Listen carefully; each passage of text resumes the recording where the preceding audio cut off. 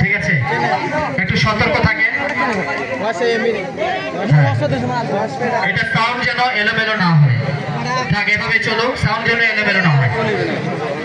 অসংখ্য ধন্যবাদ জানাচ্ছি সঙ্গীতটা তোমাকে। এবারে মঞ্চে ডেকে নিচ্ছি